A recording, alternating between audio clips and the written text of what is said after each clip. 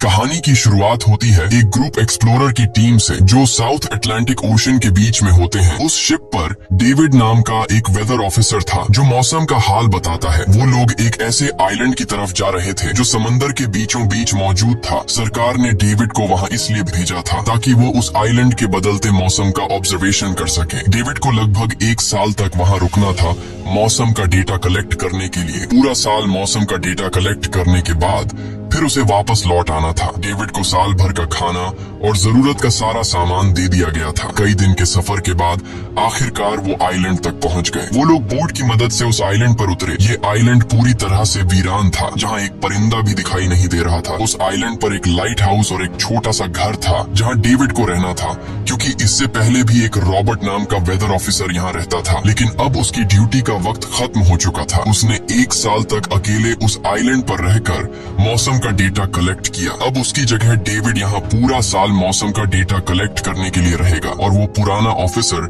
Robert ship के साथ वापस चला जाएगा। लेकिन जब पूरी टीम ने घर को विजिट किया तो वो हैरान रह गए, क्योंकि वहाँ किसी भी इंसान का नामो निशान नहीं था। कमरे के अंदर पुराने ऑफिसर का सारा सामान यहाँ वहाँ बिखरा पड़ा था। जिसके बाद कैप्टन और डेविड ने सोचा कि शायद लाइट हाउस में कोई हो सकता है। कैप्टन और डेविड बिना वक्त गंवाए लाइट हाउस की तरफ बढ़ते हैं और वो सब वहाँ एक अजीब नजारा देखते हैं। वो देखते हैं कि पूरा लाइट हाउस तेज और नुकीले लकड़ियों से घिरा हुआ था, जैसे किसी ने जानबूझकर उसे बंद कर दिया हो ताकि कोई भी अंदर न जा सके। जिसके बाद कैप्टन और डेविड ने लाइट हाउस का गेट कई बार नॉक किया, लेकिन अंदर से कोई रिस्पॉन्स नहीं मिला। आखिर में उन्होंने गेट को जोर से धक्का दिया और अंदर घुस गए। लाइट हाउस के अंदर उन्हें एक आदमी मिला जिसका नाम ग्रूनर था। जब उन्होंने ग्रूनर से पुराने वेदर ऑफिसर रॉबर्ट के बारे में पूछा तो उसने जवाब दिया कि वो तो मर गया है। वो समंदर की तरफ गया लेकिन दोबारा कभी लौटकर वापस नहीं आया। ग्रूनर की बातें सुनकर डेविड और कैप्टन दोनों चौंक गए। ये सब सुनने के बाद कैप्टन ने डेविड से कहा, अगर तुम अब भी चाहो तो हमारे साथ वापस चल सकते हो। लेकिन डेविड ने वापस जाने से इनकार कर दिया। डेविड ने सोचा अगर वो सरकार को उस आइलैंड का एक्यूरेट वेदर रिपोर्ट दे पाया तो उसे काफी मोटी रकम मिल सकती है। जिसके बाद कैप्टन ने उसे एक गन दी खुद की प्रोटेक्शन के लिए। और कैप्टन ने डेविड से कहा कि ये जगह मुझे सेफ नहीं दिखाई दे रही, अपना ख्याल रखना। इसके बाद उसे वहीं पर छोड़कर वो सब वापस चल दिए और अब ये दोबारा वापस 1 साल बाद आएंगे। कैप्टन के जाने के बाद डेविड ने घर को थोड़ा सेटल किया, रहने के काबिल बनाया। रात होने के बाद उसे ड्रॉर में एक डायरी मिली जो पुराने वेदर ऑफिसर रॉबर्ट की थी। उस डायरी में आइलैंड के बारे में बहुत कुछ लिखा था। डायरी में एक मिस्टीरियस क्रीचर के बारे में कुछ बातें लिखी गई थी, लेकिन सब कुछ साफ नहीं था। कुछ बातें अधूरी थी। डेविड हर लाइन को ध्यान से पढ़ता गया। उस डायरी में कुछ अजीब तरह के जानवरों के स्केचेस भी बने थे। डेविड को समझ नहीं आया उसने ऐसी पिक्चर्स क्यों बनाई थी। शायद वो अकेला था और टाइम पास के लिए ऐसा किया होगा। डायरी के एक पेज पर पुराने ऑफिसर के वाइफ की फोटो भी लगी थी। डेविड वह डायरी पढ़ते पढ़ते थक गया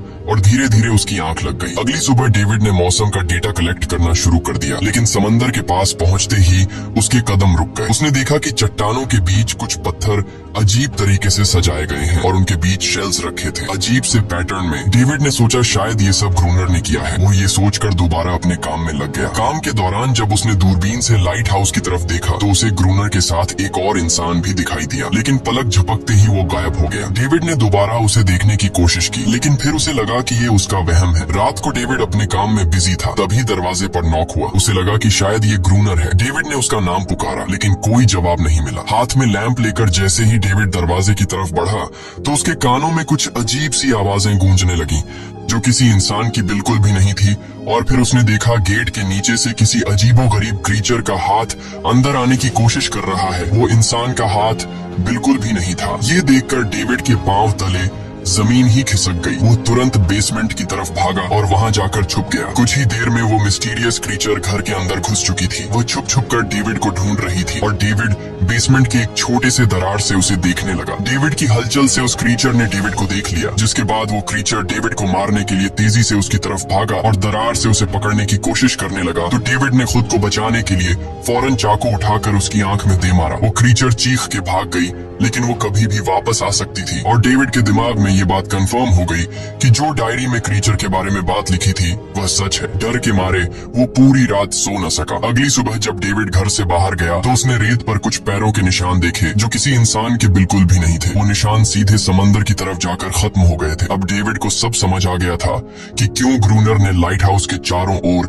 नुकीली लकड़ियां लगाई हैं। अब डेविड जान गया कि अगर मैं इस घर में रहूंगा तो वो क्रीचर मुझे कभी भी मार सकते जाते हैं। डर के मारे डेविड लाइट हाउस की तरफ दौड़ता है और ग्रूनर को चिल्लाकर कहता है, गेट खोलो, मुझे अंदर आना है। लेकिन ग्रूनर उसे अंदर नहीं आने देता और कहता है, तुझे शिप के साथ लौट जाना चाहिए था। डेविड निराश होकर वापस लौटता है क्योंकि ग्रूनर उसे लाइट हाउस के करीब भी नहीं देखना चाहता था। वो उसके ऊपर पानी गिराकर उसे दूर जाने को कहता है। अब उसे खुद ही कुछ करना होगा। उसने घर की हर एक विंडो को लकड़ी से बंद कर दिया, चारों तरफ नुकीली लकड़ियों से घेरा बनाया और गेट के बाहर पुराने कागज और किताबें रखी। फिर उन पर तेल छिड़क दिया ताकि अगर वो क्रीचर वापस आए तो उसे आग से डराकर भगाया जा सके। लेकिन एक बात थी जो डेविड अब तक नहीं जानता था और ये बात उसे आज रात पता चलने वाली थी। खुशकिस्मती से उसे घर के अंदर एक पुराना बॉक्स मिला। उस बॉक्स में एक गन थी और बहुत सारी बुलेट्स। ये देखकर उसे जिंदा रहने की थोड़ी सी उम्मीद मिली। जैसे जैसे सूरज ढलने लगा, डेविड के दिल में डर बढ़ने लगा। कुछ ही देर में चारों तरफ रात का अंधेरा छा गया। डेविड गन हाथ में लिए घर के एक कोने में चुपचाप बैठा था। उसकी दिल की धड़कनें तेज थीं। तभी एक अजीब आवाज सुनाई दी और जब डेविड ने खिड़की से छुपकर समंदर की तरफ देखा तो जैसे उसके पैरों के नीचे से जमीन ही खिसक गई। उसने देखा कि सिर्फ एक नहीं बल्कि पानी में से कई सारी वही अजीबोगरीब क्रीचर्स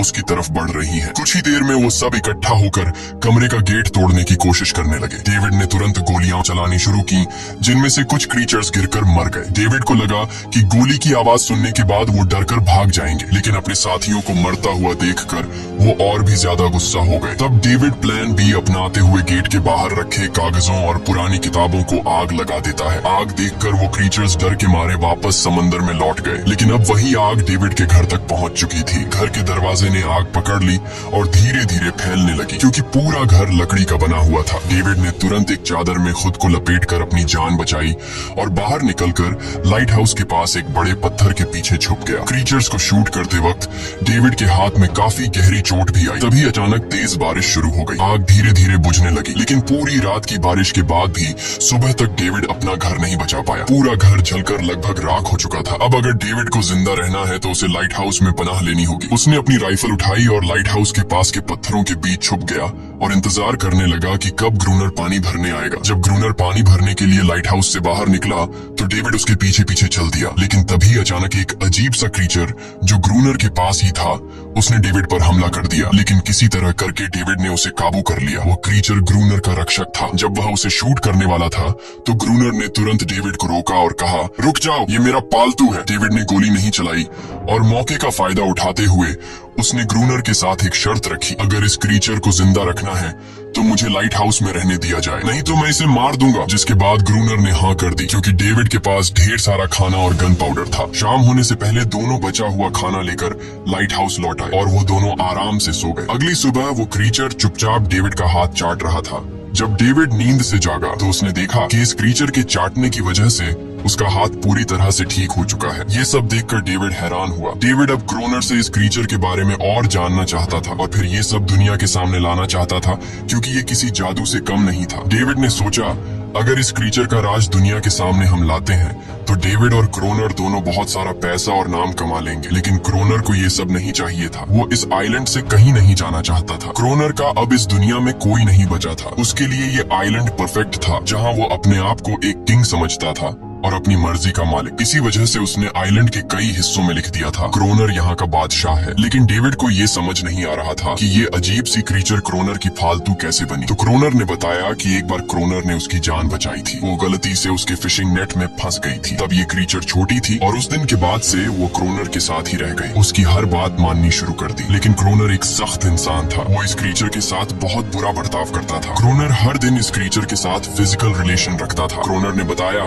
कि एक बार इस क्रीचर ने मुझ पर हमला भी किया था और उसके बदले में क्रोनर ने उसे ऐसी सजा दी कि उस सजा के बाद वो क्रीचर अपने आप को क्रोनर की गुलाम समझने लगी। और आप सब भी समझ गए होंगे कि हर रात वो क्रीचर समुद्र से बाहर क्यों आते हैं। वो सभी इसलिए आते हैं ताकि अपने साथी को क्रोनर से छुड़वाकर वापस ले जाए। लेकिन क्रोनर ऐसा नहीं होने देता। वो क्रीचर्स दिन के उजाले में अटैक नहीं कर सकते क्योंकि सूरज की रोशनी उनकी स्किन जला देती है। डेविड अब यहाँ और नहीं रहना चाहता था। वो किसी तरह से आइलैंड से अपनी जान छुड़ाना चाहता था। खैर, शाम होने लगी और क्रोनर ने उससे से कहा, गन लेकर रेडी हो जाओ क्योंकि वो क्रीचर्स कभी भी हमला कर सकते हैं। वो लाइट हाउस की लाइट ऑन करने के लिए तैयार हो गए और कुछ ही देर में समुद्र से बड़ी संख्या में क्रीचर्स निकलकर बाहर आ गए। वो लाइट हाउस की तरफ बढ़ते जा रहे थे। क्रोनर उन पर लगातार फायर करता जा रहा था, लेकिन डेविड पूरी तरह से डर गया था। वो लाइट हाउस के अंदर की तरफ आने लगा। क्रोनर के बार बार कहने के बावजूद वो बस एक कोने में चुपचाप बैठा रहा और कुछ ही देर में डेविड बेहोश हो गया। क्रोनर पूरी रात अकेला इन क्रीचर्स से लड़ता रहा। अगली सुबह क्रोनर ने गुस्से में डेविड के मुंह पर पानी डालकर उसे उठाया और कहा, अगर तुम्हें जिंदा रहना है तो इनकी जान लेनी होगी, नहीं तो तुम्हें लाइट हाउस से निकाल दिया जाएगा और तुम्हें मेरी हर बात माननी होगी। रोजाना पानी भर कर लाना, लाइट हाउस के छोटे बड़े काम करना और रात को मेरे साथ गार्ड ड्यूटी भी करनी होगी। अब डेविड के पास दूसरा कोई ऑप्शन नहीं था। इसी वजह से ये सब करना उसकी मजबूरी बन गया। डेविड अब क्रोनर की हर बात मानने लगा, लेकिन एक चीज थी जो उसे बिल्कुल भी पसंद नहीं आई। वो ये थी कि हर रोज उस फीमेल क्रीचर को अलग अलग तरीकों से फिजिकली टॉर्चर करना। रात होती है, दोनों फिर से गार्ड ड्यूटी के लिए तैयार हो जाते हैं और एक बार फिर वो क्रीचर समुद्र से निकलकर बाहर आते हैं। लेकिन आज डेविड को डर नहीं लग रहा था। उसने क्रीचर पर फायरिंग शुरू की, मगर आज क्रोनर कुछ भी नहीं कर रहा था। वो डेविड को बाहर छोड़कर लाइट हाउस का गेट बंद कर देता है और खुद चुपचाप अंदर बैठ जाता है ताकि डेविड खुद सीख सके कि इन क्रीचर से कैसे लड़ा जाता है। इसी तरह डेविड को लड़ते लड़ते वो रात कट जाती है और सुबह हो जाती है। सुबह क्रोनर ने देखा कि डेविड लाइट हाउस के गेट के बाहर खून में लथपथ बैठा था। अब उसने सीख लिया था कि इन क्रीचर्स से कैसे लड़ना है। इसी तरह समय गुजरता गया, रातों को इन क्रीचर्स से लड़ते हुए और दिन भर क्रोनर के लाइट हाउस के काम संभालते हुए। ये आइलैंड अब उसके लिए एक बंद घर जैसा हो गया था। वो हर वक्त सोचता रहता था कि कब ये जगह छोड़कर आजादी की सांस लेगा। समय के साथ साथ डेविड का उस फीमेल क्रीचर के साथ एक अजीब सी दोस्ती बन गई थी। डेविड को उसके लिए अब बुरा लगने लगा था। अब उसे समझ आया कि अपने लोगों को छोड़कर अकेला रहना कितना मुश्किल होता है। शायद वो क्रीचर भी कुछ ऐसा ही महसूस करती थी। डेविड ने उस क्रीचर को एक नाम भी दिया, अनारियस। इसी तरह से दिन गुजरते गए और फिर एक दिन उन्होंने देखा कि इन क्रीचर्स के अटैक्स धीरे धीरे कम हो रहे हैं। डेविड सोचता है शायद सर्दियों में वो कहीं और चले जाते हैं या फिर शायद उन्हें समझ आ गया था कि इन दोनों से लड़कर कुछ हासिल नहीं होगा। लेकिन क्रोनर ने उससे कहा कि ऐसा बिल्कुल नहीं है, वो फिर से अटैक करेंगे। अब वो अपनी संख्या बढ़ा रहे हैं। कुछ और दिन ऐसे ही गुजर गए। एक रात डिनर के बाद क्रोनर और डेविड ने टाइम पास के लिए चेस खेलना शुरू किया, लेकिन यहीं पर क्रोनर से एक बड़ी गलती हो गई। वो दोनों खेल में इतने उलझ गए कि लाइट हाउस की लाइट्स ऑन करना ही भूल गए। अंधेरे का फायदा उठाकर क्रीचर्स ने उन पर अटैक कर दिया। डेविड ने देखा कि क्रीचर्स की संख्या इतनी ज्यादा थी कि दो लोग मिलकर भी ज्यादा देर तक नहीं लड़ सकते थे और इस बार उनके पास कोई प्लानिंग भी नहीं थी। गन्स की बुलेट्स भी ऑलमोस्ट खत्म हो चुकी थी। किसी तरह बचते बचाते वो लाइट हाउस के टॉप तक पहुंच गए, लेकिन इस बीच क्रोनर के पैर में गहरी चोट आ गई। वो क्रीचर्स आज उन पर भारी पड़ गए थे। दोनों को लगा कि आज उनकी मौत पक्की है, लेकिन खुशकिस्मती से सुबह हो गई। जैसे ही सूरज धीरे धीरे उभरता है, वो क्रीचर्स लाइट हाउस छोड़कर समुद्र में वापस चले जाते हैं। कड़कती धूप निकलने के बाद एनेरियस क्रोनर के जख्म को ठीक करने की कोशिश करती है, लेकिन अब तक डेविड को समझ आ चुका था कि वो इन क्रीचर्स के साथ ये लड़ाई जीत नहीं सकते। बुलेट्स भी अब खत्म होने के करीब है। उनके पास खाना भी इतना नहीं है कि वो ज्यादा देर तक चल सके। लकीली अगले दिन जब डेविड लाइट हाउस के बाहर इधर उधर घूम रहा था तो उसने समुद्र में एक जहाज देखा। वो जल्दी से अंदर से फ्लेयर गन लाया और जहाज को सिग्नल देने गया, लेकिन क्रोनर ने उसे रोक दिया क्योंकि वो नहीं चाहता था कि डेविड यहाँ से जाए। उसी वक्त अनारियस ने क्रोनर पर हमला कर दिया। वो डेविड को क्रोनर से बचाना चाहती थी। क्रोनर किसी को भी ये आइलैंड छोड़ने नहीं देना चाहता था। ये आइलैंड उसकी अपनी दुनिया थी जहाँ वो एक किंग की तरह रहता था। वो डेविड को भी जाने नहीं देना चाहता था। इतने समय से अकेला रहने के बाद अब उसके पास कोई था जिससे वो बात कर सकता था, और अगर डेविड उस शिप में वापस चला गया तो वो वहाँ जाकर सबको एनेरियस और उनके बारे में बता देगा। इसलिए अब डेविड यहाँ से नहीं जा सकता। धीरे धीरे वो शिप डेविड की आंखों के सामने समुद्र में गायब हो गई। अब उसके पास कुछ भी करने को नहीं था। कुछ और दिन ऐसे ही बीत गए। क्रोनर अब भी डेविड और अनारियस दोनों के साथ बुरा बर्ताव कर रहा था, लेकिन अनारियस को वो खास तौर पर मारता था, जो डेविड को बिल्कुल पसंद नहीं था। एक दिन डेविड ने अनारियस को एक छोटी टॉय बोट गिफ्ट में दी, जो उसने किसी मछली की हड्डी से बनाई थी। लेकिन जब अनारियस ने उस बोट को देखा तो वो डेविड को आइलैंड के एक ऐसे कोने में ले गई जहाँ सचमुच एक असली बोट रखी थी। जब डेविड ने इस बोट के बारे में क्रोनर से पूछा तो उसने कहा हाँ, उसे पहले से पता था कि आइलैंड के इस हिस्से में एक बोट है। क्रोनर कहता है कि कुछ लोग इस आइलैंड तक बोट के जरिए अपनी जान बचाने आए थे, लेकिन सुबह होने से पहले उनमें से कोई भी जिंदा नहीं बचा। सबको इन क्रीचर्स ने मार दिया। वो सब शिप में गोला बारूद ले जा रहे थे, लेकिन समुद्र में आए तूफान की वजह से उनका शिप इसी आइलैंड के पास डूब गया। ये सब सुनते ही डेविड के दिमाग में एक आइडिया आया। उनके पास एक डाइविंग सूट जैसा कुछ था। डेविड ने कहा कि अगर हम दोनों में से कोई उस सूट को पहनकर समुद्र के उस हिस्से में जाए जहां वो शिप डूबी थी, तो हो सकता है उन्हें कुछ बुलेट्स या डायनामाइट मिल जाए जिससे इन क्रीचर्स से लड़ना आसान हो जाए। लेकिन क्रोनर ने इस बात को मानने से इनकार कर दिया, पर डेविड अपनी जान को खतरे में डालकर ये काम करने को तैयार था। कुछ और दिन ऐसे ही गुजर गए। डेविड और अनारियस के बीच एक गहरा कनेक्शन बन गया। डेविड उसे पसंद करने लगा था। इन दोनों को रोमांस करते हुए ये सब क्रोनर ने चुपके से देख लिया। क्रोनर को लगा कि अनारियस उसे छिन जाएगी, इसलिए डेविड को रास्ते से हटाना पड़ेगा। अगले दिन क्रोनर खुद डेविड की बात मानने को तैयार हो जाता है। वो डेविड से कहता है, ठीक है, तुम सूट पहनकर नीचे पानी में जाओगे और वहाँ ढेर सारा RDX कलेक्ट करोगे, फिर मैं तुम्हें बोट से ऊपर की तरफ खींच लूंगा। लेकिन क्रोनर का असली इरादा कुछ और ही था। वो चाहता था कि डेविड उसकी मदद से समुद्र के नीचे रखे डायनामाइट के बॉक्सेस वापस सरफेस तक ले आए और उसके बाद उसे वही समंदर में अकेला छोड़ दे ताकि वो क्रिएचर्स उसे मार दें। इस तरह डायनामाइट भी उसके पास आ जाएगा और अनारियस फिर से उसकी गुलाम बन जाएगी। वो दोनों बोट में बैठकर उस जगह पहुंच गए जहां शिप पानी में डूबा था। डेविड ने डाइविंग सूट पहना और समंदर के नीचे उतर गया। नीचे जाने के बाद डेविड ने देखा कि शिप पूरी तरह तबाह हो चुकी है, लेकिन उसकी किस्मत अच्छी थी कि उसे कुछ डायनामाइट के बॉक्स मिल गए। लेकिन तभी अचानक कुछ क्रिएचर उसके सामने आ गए। क्रिएचर्स को देखते ही डेविड घबरा गया और नीचे गिर पड़ा। वो डाइविंग सूट इतना भारी था कि वह हिल भी नहीं पा रहा था और डेविड क्रोनर को ऊपर सिग्नल भी नहीं भेज पाया। क्रोनर को लगा कि शायद वह क्रिएचर्स डेविड को मार चुके हैं, लेकिन असल में वो तो सिर्फ दो छोटे बच्चे थे। डेविड ने जैसे तैसे करके अपना डाइविंग सूट वहीं छोड़ दिया और ऊपर सतह तक खुद को पहुंचाया। उन्हें वहाँ कुछ पुराने बॉक्स मिले जिनमें डायनामाइट था। इसके बाद यह दोनों काम पर लग गए। उन्होंने लाइट हाउस के आसपास 2 लेयर्स में डायनामाइट बिछा दिया ताकि जब अगला हमला हो तो वे मॉन्स्टर्स को एक ही बार में खत्म कर सके। कुछ महीने बीत गए और बर्फबारी का मौसम आया, लेकिन एक बार फिर वो क्रिएचर्स गायब हो गए। अचानक से अटैक बंद हो चुके थे, जैसे क्रिएचर्स को खबर मिल गई हो कि उनके लिए जाल बिछाया गया है, इसीलिए अब वो अटैक नहीं कर रहे थे। क्रोनर को लगा कि शायद अनारियस ने उन क्रिएचर्स को खबरदार कर दिया है, जिसकी वजह से वो अनारियस पर जुल्म करने लगा, लेकिन डेविड ने उसे रोक लिया। आखिर में दोनों ने मिलकर एक नया प्लान बनाया, लाइट हाउस का मेन गेट खुला छोड़ने का, ताकि जैसे ही वो क्रिएचर्स पास आए डायनामाइट से उन सबको उड़ा दिया जाए। डेविड ने चालाकी से काम लेते हुए अनारियस को लाइट हाउस के टॉप पर चीखने को कहा। एनरिस की आवाज सुनते ही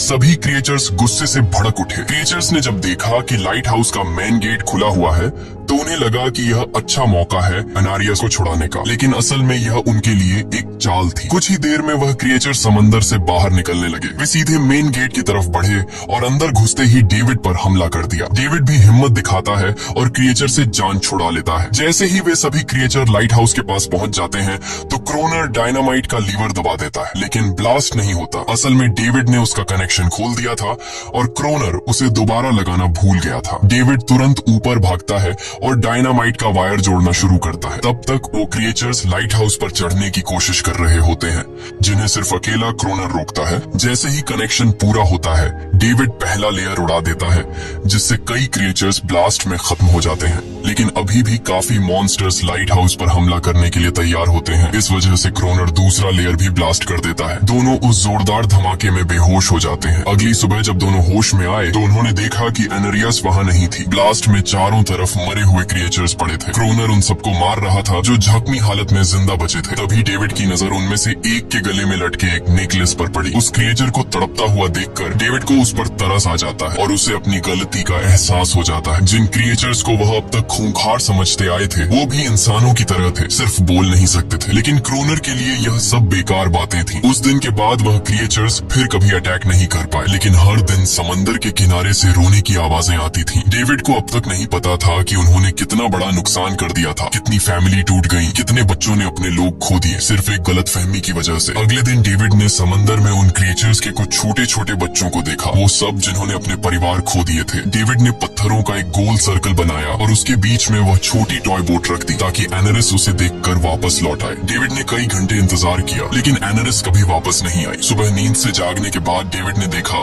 कि क्रोनर सो रहा है। क्रोनर के पास कुछ पुरानी चीजें रखी थी, उनमें एक पुरानी तस्वीर भी थी और जैसे ही डेविड ने उस तस्वीर को देखा वह हैरान रह गया। वह लड़की जिसका फोटो उसने पहले दिन पुराने ऑफिसर रॉबर्ट की डायरी में देखा था वह कोई और नहीं बल्कि क्रोनर की पत्नी थी और फोटो में क्रोनर उसके साथ खड़ा था। असल में 1 साल पहले आए वेदर ऑफिसर रॉबर्ट मरा नहीं बल्कि उसने अपनी पहचान बदल दी थी, यानी क्रोनर ही वेदर ऑफिसर रॉबर्ट है, बस उसने अपना नाम बदल लिया था क्योंकि अब वह कभी इस आइलैंड को छोड़ना नहीं चाहता था। ये सब देखकर डेविड ने भी यह उम्मीद छोड़ दी कि वह कभी इस आइलैंड से जा पाएगा। अगले दिन शाम को जब डेविड समंदर के किनारे गया उसने देखा कि उस सर्कल में रखी छोटी बोट अब वहाँ नहीं थी, लेकिन उसी जगह पर उसने एक क्रीचर का छोटा सा बच्चा देखा जिसके हाथों में वह बोट थी। डेविड ने अपने हाथ में जलती हुई लकड़ी को उस सर्कल के बीच में फेंक दिया ताकि वह दिखा सके कि उसका इरादा लड़ने का नहीं है और उसे किसी को खतरा महसूस न हो। वह उनके साथ दोस्ती करना चाहता था। कुछ ही देर बाद समंदर की लहरों से एनारिस निकलती है और उसके पीछे पूरा क्रीचर्स का ग्रुप भी समंदर से बाहर आता है, लेकिन इस बार कोई भी डेविड पर अटैक नहीं करता क्योंकि वे भी अब शांति चाहते हैं। उनका इरादा सिर्फ एक सुरक्षित जगह पाने का था अपने बच्चों के लिए। लेकिन तभी वहाँ क्रोनर हाथ में बंदूक लिए पहुंच जाता है। क्रोनर को लगता है कि अगर शांति हो गई तो उसे सबसे ऊपर होने का एहसास कैसे होगा। डेविड उसे समझाने की कोशिश करता है कि ये क्रीचर्स लड़ना नहीं चाहते,